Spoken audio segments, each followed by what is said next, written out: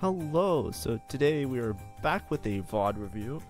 For all of those that are new here from maybe one of the tutorial guides that I've given, typically what we do is we go through an in-depth analysis of just a game that I played, and I kind of go over every decision I made and what's up and all of that stuff. So this game specifically, we're going to be playing Trickshot XAYAH again.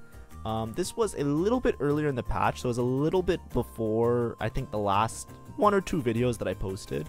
I think this was like the second game I played on the patch. Just because like I took a large week off. I know it's like a week old patch and the new patch is coming in a couple days. But I had a chance to try out the artifact. So this is a artifact anvil drop as the galaxy that we chose. So I'm actually really excited. I'm gonna get to try one of the new items, and we'll break down the stats and we'll go through like the line and all of that stuff. That's fun. So here, I'm not in a good Garen spot, so I'm not going to take Storied Champion. That sounds like a grief, right? Dragon Lord Crest is interesting always because it's a very high cap spat, but it's kind of awkward because it's really hard to say I'm going to play Dragon Lords if you haven't like started when you start the game. This is usually really good like later in the game if you look at stats, I believe. Right? It's really good at like capping out your board. I get lucky Ricochet. So, especially if you were there when I was talking about the 4 cost, I did show part of this video. The reason I took a Lucky Ricochet was because I think it would have given me a Sivir 2. So it also makes me relatively strong at this particular moment. It also gives me a lot of direction, and I had a Story Weaver opener, right? Like if we go back, like a little bit, right? I had Sivir Pair if I'm not mistaken. Oh no, I didn't have Sivir Pair. Oh, that's actually a little bit worse. Never mind. Scratch that. It was risky. This was a risky take. I thought I had Sivir Pair. Usually I only take Lucky Ricochet if I have a Sivir Pair or I have a Teemo Pair, because it drops you the Sivir or the Teemo. So it's actually like, even though it like forces your hand later, it makes you really strong instantly. That's something to always look at when you're taking a spat or an augment. Anyways, if we look at these, so I didn't really know the stats that well. There is some tech which I will talk about. But so let's go over the artifacts. So let's just make sure we know the names: Fishbones, Forbidden Idols, Zanya's Blightening Jewel. So we'll go through the stats after. I took Fishbones because it looks like it synergizes pretty well with XAYAH. It says 30% AS and 30% AD, which both seems like really good XAYAH and or XAYAH things, right? So I just took it kind of blind. I said, you know, whatever happens, happens. Let's go towards the stats now, just because there's a couple of things already to talk about. And then maybe we'll come back to the stats later just to double check on the game. So in terms of stats, so here I'm just going to go under items, I'm going to go Ornn items, and I'm going to go placements, right? So typically with the Ornn items, I know it's kind of boring. They added a bunch of these new Ornn items, but the best ones still, Diamond Hands has always been broken. It's been broken for like 2 or 3 sets now. It's very, very strong always. It gives you a lot of resources because of the gold, and it's a really good like item as well for a frontline unit.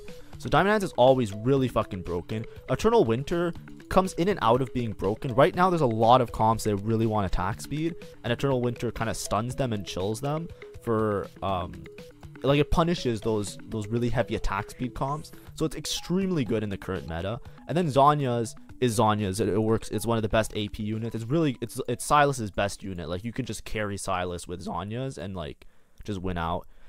Anyways, we have to kind of go really far down this list to see the options that I got, right? Because I had like Forbidden Idol. We'll talk about Forbidden Idol in a second. I had Fishbones, I had Blightening Jewel, and I had I think I had Zanya's, right? Now I should have definitely taken Zanya's and just flipped towards playing AP. Zanya's also isn't even that bad on like XAYAH. like it's pretty good on a lot of the 5 costs, right? XAYAH's pretty broken in the right setup, and she can take like any item. Like she can take a lot of items really well, right? Even if you take relative delta, it's like Bard XAYAH. Like it's very fucking strong, right? Obviously it's like really good on something like a Sylas or a Syndra, but it was definitely take Zanya's, right? I just want that to be very clear, right? That's the first mistake I made, and it will definitely affect my placements. We'll see, but it will affect something, right? Now, all the other ones were dog shit. Like, they're all so fucking bad. There is this tech with Forbidden Idol, though. So if you read Forbidden Idol, I could have taken Forbidden Idol. As you can see, it's only minus on Tahm Kench. This was because I'm going to be playing Trickshots. I'm going to be playing Bruiser as a frontline anyways. I can play a Tahm Kench Bruiser setup and still play the Tahm Kench, right?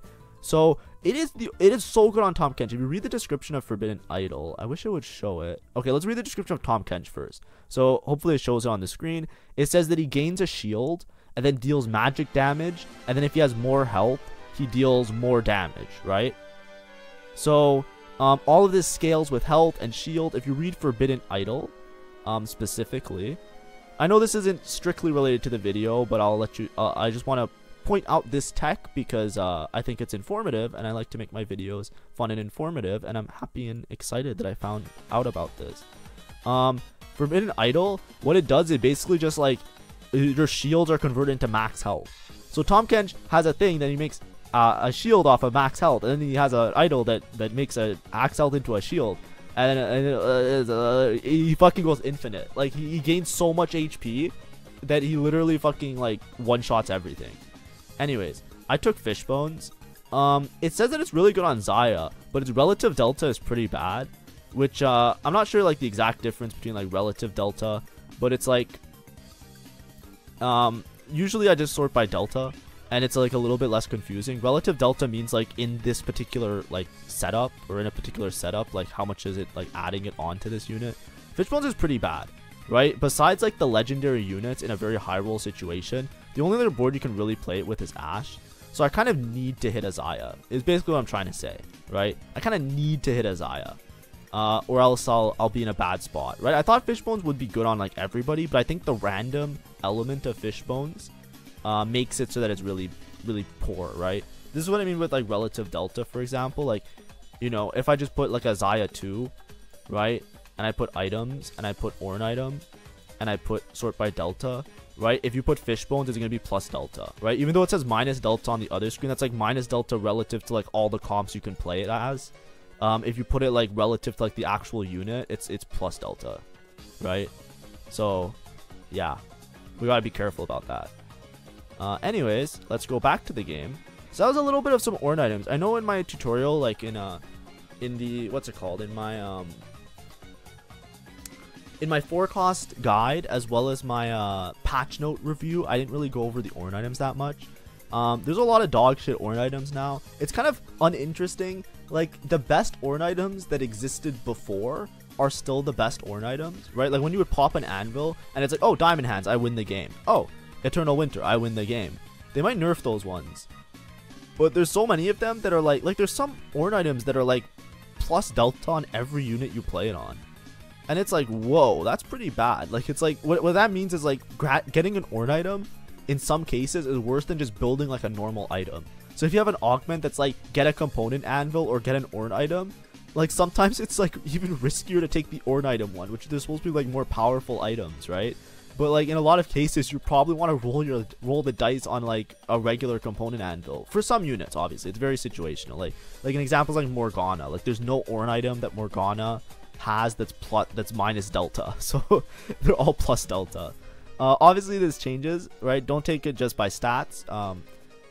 It might be a little bit confusing. I'm just kind of talking about Ornn items, riffing a little bit, but it's not specifically that's not a specific indicator that the item is bad on the unit or anything like that. A lot of times it's like opportunity cost that sometimes is misinterpreted in the stats, right? So a lot of times if you get like an Ornn item, it's bad to put it on Morgana, and they're all pause on Morgana because Morgana is usually on a board where the Ornn items are really good on other units, right? Like every Ornn item that's AP is like really good on a Sylas, and a lot of times you have a Sylas Morgana board, and all the ones that are 80 are really good on like a Kayn. Like, you know, it's like that like that's the reason, or that's part of the reason, so to speak. Just to be clear to anybody, not to just like take things out of context of what I'm saying. I'm just kind of saying like it's really funny in some situations that you know, if you already have triple items on those other units, then it's like, okay, this is like you know, a little bit dodgy. All right, little message from myself. Thank you for all the support. If you haven't subscribed, make sure to subscribe. We're going to have an RP giveaway at 500 subs. We just finished our previous giveaway, so make sure to subscribe if you want to be entered in that. And follow the instructions when we get close to our goal. Thank you. Alright. Yeah. I'm actually, like, really sad. I'm actually still in the process of giving out the previous gift, which was at 200 subs. And we're almost gonna hit 500 subs. It's just like, if you're not NA, it will take a little bit longer, just because like there's a lot more authorization apparently for me to like gift someone in a different country without it looking like a scam. So you know, just be careful. Just so if you're NA, you get the gift almost immediately. If you're outside of NA, whenever I do a giveaway, just from this point onward, now I know, just be prepared that it will take, you know, a little bit longer. Boom, Tiniest Titan. It's a gold one. I don't want to take Final Ascension because Final Ascension is really risky. It works really nicely. So like ideally I want a combat augment here, right?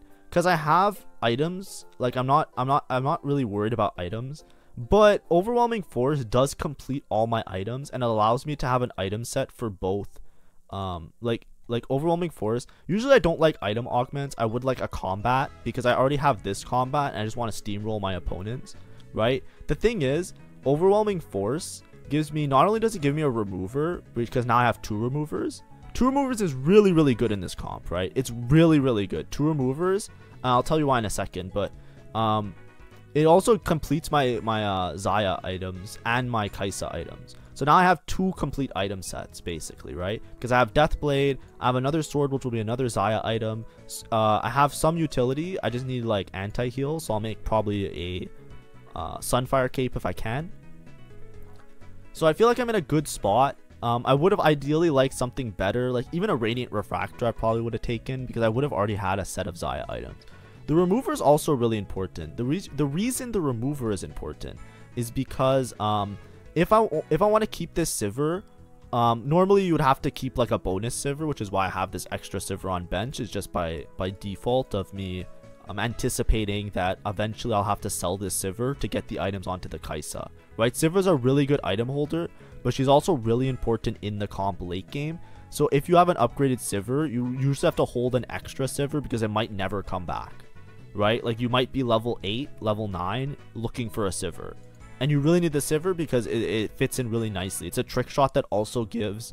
It's a trick shot that gives attack speed, but also gives the Kale, which also gives attack speed and does a little bit of extra damage. So it's very, very essential to the comp, right? Even though it's a 1 cost. Having 2 removers means that I can itemize the Sivir, use a remover to put it on a XAYAH. But if I run into a XAYAH, right, I can also just put the items on the XAYAH. Because a XAYAH 1, like, how do I phrase it? Like, XAYAH 1 is better than XAYAH 1.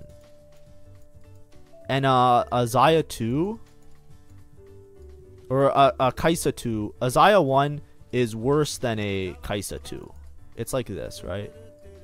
So if I don't hit XAYAH 2, I can put the items on XAYAH 1. If I hit XAYAH 2, then I can transfer the items back to the XAYAH. And vice versa, right? Right? Like if I have a XAYAH 1 and a XAYAH 2, basically what I'm saying is, on my roll down on level 8, if I hit my whole board, like if I hit the XAYAH as well, and I high roll, I can itemize the XAYAH and not be worried that I'll never hit XAYAH 2 and I won't have XAYAH items, because I can just transfer the items around because I have the extra remover, right? In a lot of cases, the reason I was holding the Sivir in the first place was because I was going to use my remover for that reason anyways, right? So I was going to sell this Sivir. Now because I have 2 removers, I can still sell the Sivir and like keep a remover. Like I can be like super greedy with it. But like what I'm trying to say is that like there's an option that I can switch the items between the XAYAH and the XAYAH based on what I hit and play strongest board like that and not be worried about like getting my items stuck on one of the units. That happens a lot, right? Like I was playing a Syndra game and I got my item stuck on a Kindred for way too long. I definitely made a bad decision. I should have sold the Kindred earlier. But basically, because there was a Kindred Gnar player in the lobby, I couldn't find a replacement Kindred. And I held my items on that Kindred for a couple turns too long because I was trying to greed to find one more Kindred. And then it cost me placements, right? I went 5th that game. But now I know it's like, you know, I definitely made a mistake there. But that does happen sometimes. And I think like, you know, the less familiar you are with a comp, sometimes you run into situations like this, because I've played this XAYAH comp a lot more than some other comps, just because it's been around for a while. I kind of know like, okay, yeah, I can put these items on Sivir, use a remover, sell, need to hold an extra Sivir. It's like these little things that sometimes they might just escape you, that you really need to like pay attention to while you're playing.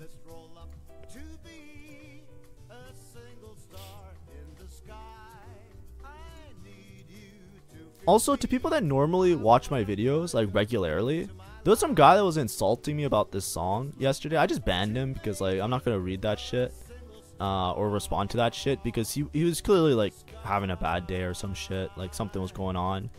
So I permed him. Do people hate this song? I'm talking to the people that watch the videos that don't just hate on me for whatever, because the guy was also hating on me for other problems that like he just didn't like the video. So like, if you're like a regular watcher and this song actually annoys you, I'll lower it or change it. I just really love this song because Katamari is like, I've worked in game dev before, and I did like a lot of computer science stuff.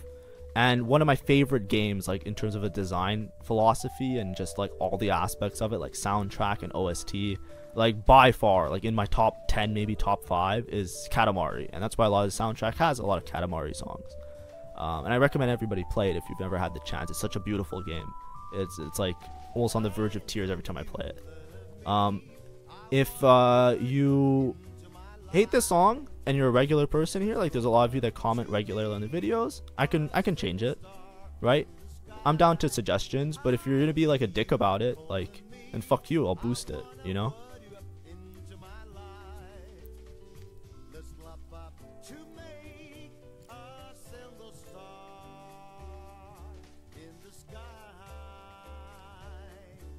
This was probably the worst item drop I could get. I took Overwhelming Force and I got dropped 3 swords.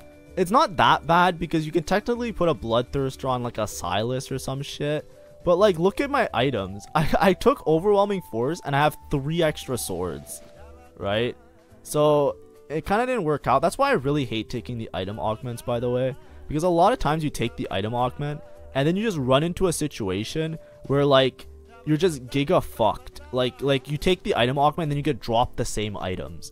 So it feels like a net negative. It's as if you like, it made me stronger back like those turns as well, because it definitely like, it completed Sivir items. It gave me something to put on the Gnar, which is just my other item holder that I'm gonna sell, right?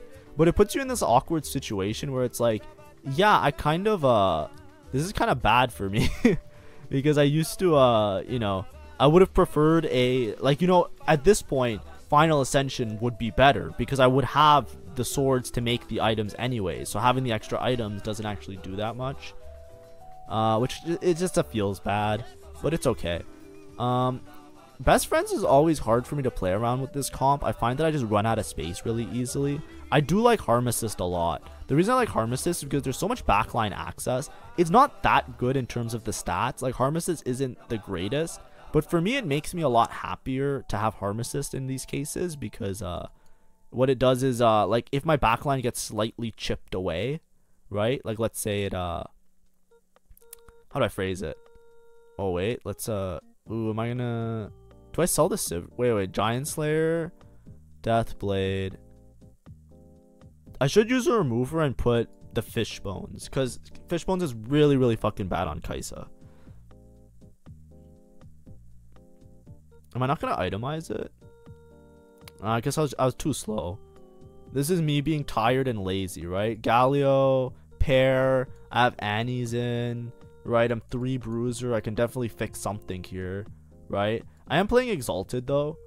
What I really want is I want like an Aatrox, right? Because I can play 2 Trickshot and an Aatrox, and then I'll be Exalted. I'll get an Ink Shadow item, which hopefully it's a frontline item. I didn't check. And then I can maybe like go to like you know, I can maybe get to like a what's it called, a more stable spot, right? I do still have to roll. I think a single Kaisa also spikes me. I have a Silas. It might not be play Exalted here. I think I'm gonna drop Exalted, honestly. Oh, I found a Kaisa. Nice. Okay, so this is what I was saying. I do the remover, right? And I'll probably put triple item on XAYAH. Yeah, I'm just losing Exalted. That's right. So Kaisa is really good with Last Whisper as well, because she spreads it really nicely, and the multi-hit is really good with it. I have Aegis. I got a support item. Aegis is just really good. It makes positioning really awkward though, especially in this comp, because like usually you have to spread out your front line a little bit, but now everybody's kind of clumped, and I'm putting them a row back, and I'm gonna put Fishbones on the XAYAH. Because the Fishbones on the Kaisa is a straight grief, so this item set is just a little bit better. Because Fishbones, what it does, it changes and it hits randomly, right? If you look at the XAYAH, she keeps hitting like random targets. So it boosts your range and then it hits random targets. The thing with the XAYAH is XAYAH does more explosive damage than XAYAH, right? XAYAH does like the straight shot. How do I phrase it? Like XAYAH does multi-hit. XAYAH does like a single hit a lot of the time. So what happens with XAYAH, with the reason why it's probably so bad on XAYAH, because XAYAH does like her stream of damage, right? Which does something like this, like it hits one unit and it hits another, and it does like this chain thing. If this chain starts to go like randomly, you don't get like the focus fire on the tank or the any unit, right? So let's say you have this chain and it's hitting this guy and this guy. You're focus firing here and you're focus firing here. So the XAYAH like kind of shreds those opponents really easily, right? But if you have like a move where it's like it's randomly hitting like multiple people like this, right? Then what happens is you're not focus firing anybody, and it kind of nullifies a lot of the effect, right? And XAYAH's damage is mostly just like the single target hit, which the Fishbone doesn't really work that well in that case, right? Here I'm trying to figure out how the fuck to position. You know, I'm so tilted. Because the problem is, like, here I only hit 2 units. So I want to put it back 1 row, right? If I put the Galio here, it'll hit 3 units. So I can hit like this, and this, right? So this gives me, how do I phrase it? This gives me the most stat boost, but it griefs my position, right? This gives me the most stat boost on both of these units, but it griefs the position. The chances are I probably sack the Kale attack speed boost and just put these 2 together. That's what I should do late game, right? In these fights it might not matter. Yeah, this guy's a Syndra board. I was way too weak. Does he have upgrades? His Ari kind of shredded me. It was just really hard. He has Eternal Winter as well, so that's a pretty bad matchup into my specific board. But I did preserve a lot of HP. I'm kind of trying to just go 9 here. I feel relatively strong. I was having a really long discussion with my friend. My friend is way fucking better at the game than me. Like if you look at me and you think that I'm good, don't, because I'm not, right? I make that very clear. My friend was top 10 challenger for like multiple sets, I think, NA, and right now he's like, he just climbed. He's like playing, like he's trying to get challenger again. I think he's like very close. He's like high grandmaster and just lost a couple matches. And we were in a Discord call and I was talking to him about some things in the game. Whenever I look at the XAYAH comp, I've said it multiple times, I think that it's a very like go 9 kind of comp. Like if you're not stable, like you just kind of have to go 9. Like, sorry, you have to be stable and then just go 9. Because you want to have the increased chance of hitting the XAYAH and the Udyr, right? Because the Udyr and the XAYAH, if you look at the stats, I can actually pull up the stats real fast. But first I want to watch this fight. I think I win this fight because my XAYAH is just so fucking good. Yeah, you see how the XAYAH is randomly hitting some backline units, and you see how when she does the focus fire, how it just like sprays, like it doesn't like direct itself as well. So her having like really good single target burst, that's why I made it. It was probably better to give her IE with this build, because I could have just built these ones. This is more like attack speed because of the Fishbones as well. But I gave her Giant Slayer because I wanted her to shred tanks, and then I gave her the Death Blade because I had 2 Death Blades, so I want to split the build like this, right? I guess this is the best build, right? Because with XAYAH, you really want the synergy of Last Whisper with IE, because they're both glove components. So the increased crit chance kind of stacks, because you get like double increased crit chance because they're both glove components, so they both latently give some crit chance, and IE gives a bunch more. So then the XAYAH with her multi-fire hit does multiple crits, which is why that works out really well. What was I going to show you? I want to show you in the stats something. What was I just saying? Oh yeah, the comp. Okay, so give me 1 second. So units, let's go for Trickshot, right? Let's just say like in general for Trickshot, average is like a 4.5, right? If you look at the delta, having a XAYAH is a -2, having an Udyr is a -2, right?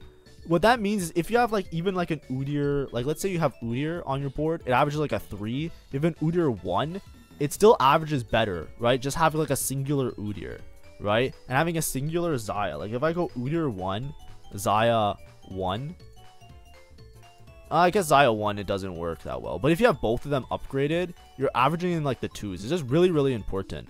And we were discussing like what's the break point that you level up? Because what my friend was saying is like you roll really deep on 8, because you could, as long as you find one copy of XAYAH, you're probably a lot more stable, and it's really hard to level up if you don't have Kaisa 2, like Set 2, all the other dudes, right? Because you need the upgrades in order to live with HP. And what I was saying is, I 100% agree with him. What I was saying is, I try and avoid this comp unless I have a really good spot for it. That's what my mentality is with this comp, right? If you don't have a particularly amazing spot, like the one that I have, I'm level 9 30 gold right now. It makes sense for me to go 9 because, like, if you look at this spot, I was very strong and I kind of high rolled a lot of my early games, so I have a lot of HP. So for me, it makes sense to go 9 and roll on 9 here instead of rolling deep on 8. Because instead of hitting Silas 2, Galio 2, and all of these other front lines too, having the XAYAH 2, I'm just going to win out. You know what I mean? So it makes sense to like go level up. But the problem is a lot of times when you're playing 4 cost, you're not in as good of a spot. A lot of times you're somewhere down here, and then you have to roll deep on 8. And then it doesn't make sense to greed to go 9, right? Like if I was 20 HP and I was if I was 20 HP, this turn I wouldn't have leveled 9 and roll on 9, right? 9 spikes me a lot, right? It gives me Exalted. I have the chance to get an extra Ink Shadow item and play the Udyr. It's a Tattoo of Force, which is also really fucking good on Udyr. So I can play Udyr as well, right? And I have only Silas 1, right? I'm not even committed to Silas, right? So I can drop the Bruisers and just play around the Udyr, right? But I also got Exalted in, right? And Exalted works out really well because it's an Ink Shadow as well. Also, I get another artifact. It's definitely Eternal Winter. Forbidden Idol again, which would have been funny if I already had a Tom Kench. But Eternal Winter for sure. I could put on the Galio. As you can see, this is what I was saying. Later game, just sack the Kale bonus and just put it here. And then I have to move this Sivir down. Because the Sivir gives attack speed to adjacent allies. But this is just better. Because I want my Galio in the front line. I don't want to greed it and put it back line. Okay, I'm greeting it again. This isn't necessarily the best. Yeah, I'm kind of clumping too much. When you clump like this, if there's a Morgana in the lobby or another dude in the lobby, you sometimes just get absolutely railed, right? Like right now, this guy has a Hui. This Hui is just going to hit my whole team. So you want to spread out against these boards. I haven't really been scouting because I'm just like dizzy trying to fix my board. But anyways, that's what I was trying to say. I was trying to say, like, I usually don't try to play towards Trickshot Kaisa unless I'm in a high roll spot. Because getting stuck on 8 and rolling and then not hitting the XAYAH, like sometimes you roll like forever on 8 and you don't hit a XAYAH and you don't hit an Udyr and you just like sit there with like a Kaisa 2 and a thing. It's like a lot of times I just go bot 4, and that's why I call it like similar to the disco comp. He kind of disagrees. He thinks it's always roll giga deep on 8, never try and go 9 until you have everything upgraded, or that's like the impression he was trying to tell me. But I think we kind of agree on the fact that like the comp kind of sucks if you're not able to make it to like level 9 with XAYAH 2, right? It's just like how to get there. So I'm trying to play it a little bit more like rolling deeper. Like this game I obviously had a good spot to go 9, but in my more recent games I'm trying to take his advice and roll a little bit more aggressively on 8 when I'm playing this comp, if my spot isn't as good. Just to you know, just to let you guys know what's up, because you know I want to make sure that what I say is pretty popular. Okay, so here what I'm doing is I'm putting this I'm putting the Spark on the Silas, because Spark Silas, I know Spark my team isn't doing like AP damage so to speak, right? But Silas does AP and then he carries the Spark with him, so anywhere he goes he's shredding. And it's kind of like self-sufficient. It's a really good item on Silas because of that, because Silas kind of jumps around everywhere. So if you give him the shred, like if you make him hold the shred component, that's also like a good tank, like it's a decent enough tank item, right? It gives him some tankiness stats, some AP stats. It allows him to kind of zigzag everywhere and do some shit. Oh yeah, this fucking game. Oh, I remember what happens this game. Oh, I'm gonna get so tilted. I know how I lose this game. I go second this game, but I know how. I won't spoil it, because let's try and make it fun and interesting. How do I lose this game, chat? Actually, type in the YouTube now your prediction on how I lose this game. I also should really be spreading, right? There's a Hui in the lobby and a Morgana. What I should do is these two are fine in the corner. The Galio, I should move up one spot, and then I should spread out these. I'm greeting this Aegis way too much, right? Like this unit, some of these units really don't matter to have Aegis buffs on them. And then I'm just kind of rolling deep here because I'm level 9. Yeah, I moved the Galio up. And the Galio maybe should be on this side. It's a little bit awkward because he's the Eternal Winter holder. So you want him to be taking like a lot of the damage. And it's also Galio 1. I think I spike really hard once I hit Galio 2. Because this Galio living for even like a couple more casts spikes me like infinitely. Anyways, I'm kind of shredding. This is XAYAH. Fishbone, XAYAH. I haven't really talked about the Fishbones that much. It's kind of like a non-factor. I'll try and point it out in 1 or 2 fights. But you can kind of see like the random shot sometimes really helps. Like especially in like hitting backline units. Fishbones is good on Ashe for that reason. Because even though Ashe does like the single target multi-hit. Just Ashe spreading her arrows across like the whole backline. Especially because she's sniper. Right? Ashe has a sniper. So she can randomly just like hit a bunch of units for a shit ton of damage. Right? That's why Ashe works a lot better with Fishbones, because imagine your Ashe is here and she's attacking the tank and then she does her sniper shot and then she randomly just hits all the backline. Those arrows do so much damage, so in like a couple casts she can just like randomly kill backlines before the front line even dies. And that's why Fishbones is really good on Ashe in specific, right, as opposed to like XAYAH. I am lucky Ricochet, so I do have a really strong combat augment. I finally hit XAYAH 2 and now I roll deep, I hit my Galio 2, right? This is what I was saying. This is usually how I like to play the game. I like to play this comp from ahead, have a lot of HP, and then have lots of gold to roll on 9 to hit everybody later.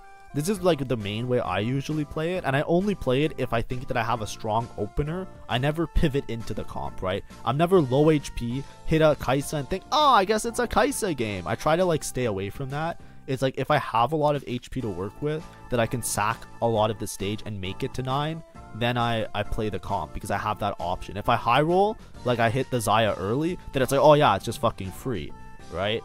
But yeah, I need to get better at playing from behind positions. I feel like whenever I don't have a lot of HP, I usually just panic and I lose out really fast, which is pretty bad. So this is not an example of that. This is an example of me just winning out because I just fucking high rolled everything. I'm 4 Bruiser, 3 Exalted. I could easily fit in an Udyr. I think I'm just not playing the Udyr because the one that you would drop is this Rek'Sai, because this Rek'Sai really does nothing, but the Rek'Sai is Exalted, so it adds so much extra damage to my team. Also, like, what am I doing? I'm clumping against a guy who has a fucking AoE spread? Am I dumb in the head? Oh no. Oh, actually, this guy's kind of single. He has a Morgana too. Oh, that's so bad for me. I should definitely not be clumping. But anyways, the Morgana casts on the front line, so both of these guys are safe, so it works out. Yeah, did you see that XAYAH cast? Wait, can we go back a second? Let's rewatch that.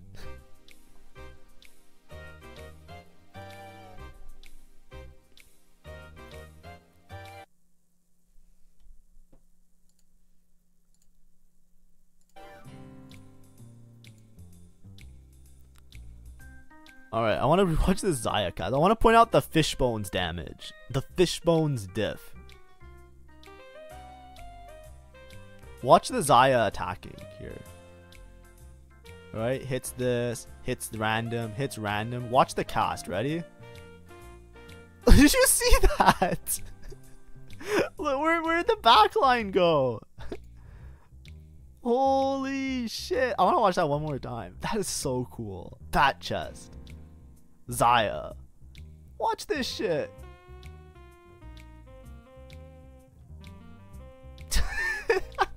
Just everybody fucking died. And then I'm also lucky Ricochet, so everything, did you see, like, everything just bounced around? Everybody fucking died. That was so cool. That XAYAH built diff for sure.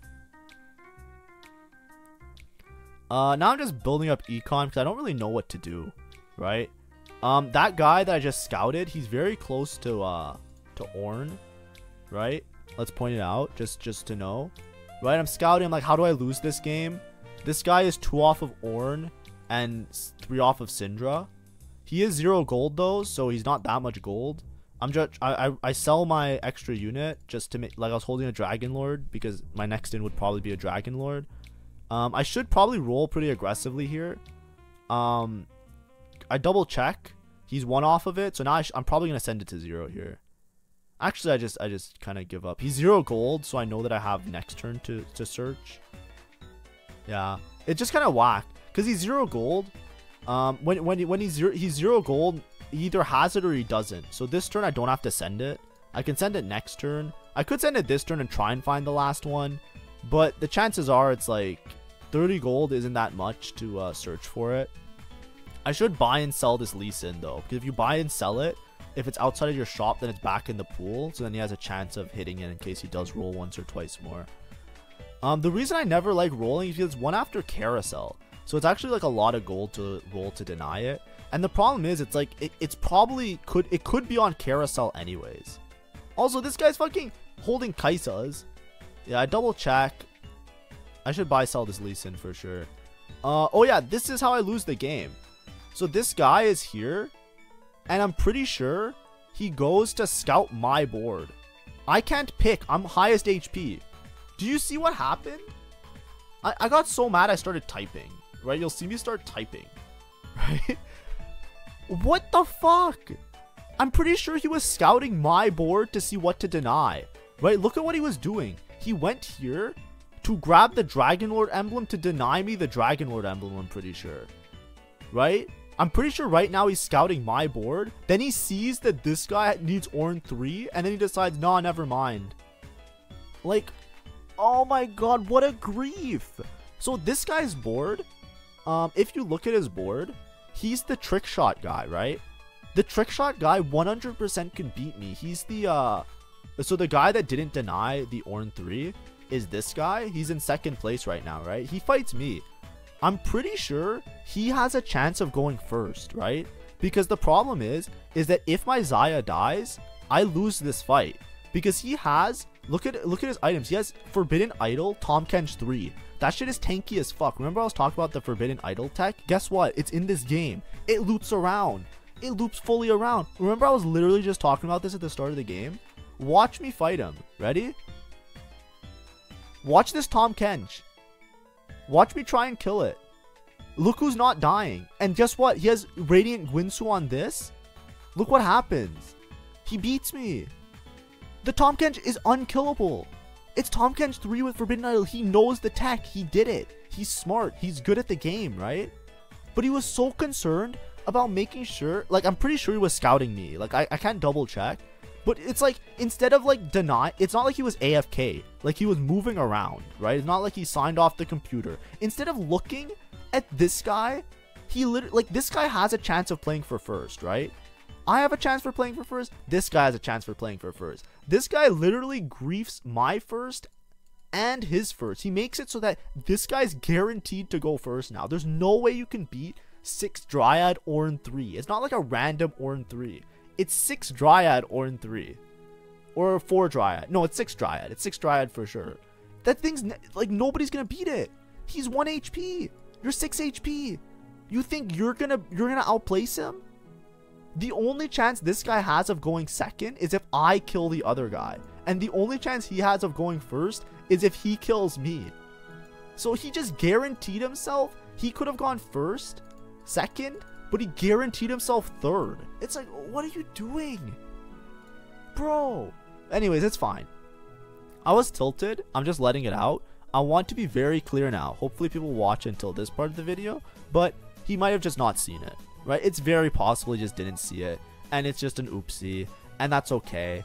And that's totally fine, right? That's fine. It just is what it is, right? I was looking at the board. Maybe he was stressed. He didn't scout the board. That happens. It's totally understandable, and it's nothing personal against the guy. I was just annoyed because in this game, I was doing so well, and honestly, I should have rolled maybe a little bit earlier because I saw that he had 7 Ornns, and I should have rolled a little bit to deny it, right? But I just wanted to put out the reaction because I thought it would be like more entertaining in the video. Because if I'm just like, you know, things happen, I go second, GG, I thought it would be funny. Like, you know, that's the only reason. I was tilted during the game, But like shortly after the game, I was like, it doesn't really matter. Like I was probably going second anyways because I lost to this guy before he had Ornn 3, right? So there's a chance I don't even beat that guy even without the Ornn 3 because the Syndra board, sometimes it's like really hard to like break through with my current setup. I'm also not really positioning well for anything, right? I should definitely sack this Kaisa. I talked about it before. It might be because this was like right after like a long break. I'm a little bit rusty. But yeah, it also has Eternal Winter, which is a direct counter to my comp. As you can see, my XAYAH just gets stunned. So it's just GG. There's just no way around it. It's really good items, Ornn 3 thing. It happens. It's totally fine. So it ends up being a second. This comp is very, very high roll, right? If you can make it to this situation where you have all of these 4 upgraded, and then I had Exalted in as compensation, but you can just play like a random Udyr instead of this, and instead of Rek'Sai, you play Aatrox, and you get +1 item plus Ink Shadow. You're like unbeatable. It's actually extremely fucking strong. It's amazingly great, right? Also, we saw the Tahm Kench tech. This guy might have gone first, right? I might have not been able to kill the Tahm Kench ever, right? Because he ended up hitting it. So this Bard reroll, this Bard reroll line with Tahm Kench 3, if you have Forbidden Idol, it actually works out really well. But if you're playing towards Trickshots anyways, you can go for Forbidden Idol and then just like play Tahm Kench with like Kaisa backline instead of the Bard backline, right? That's also a very viable option, right? Just to let you know. Anyways, thank you for watching the video. If you're new to my content and you enjoy this content, make sure to like and subscribe. And thank you all for all the people that do support and do enjoy the videos. Hopefully they are helpful. I'm trying really hard to rank up. I feel very embarrassed that I'm still in Diamond. I feel like I should be in Masters with the amount of work and knowledge that I have on the lines and stuff. So I'm definitely gonna grind really focused in the next couple weeks just so that I can have that title, so that I feel like I'm providing you guys with a little bit better content. And then after that we'll decide, because as soon as May ends, I'll have a lot of spare time, because May is where all my art commissions are due. So in June I might just full-time grind TFT for a little bit, not full-time, but like spend all my spare time on TFT, and we'll see how high we can climb the ladders. Anyways, bye bye everyone.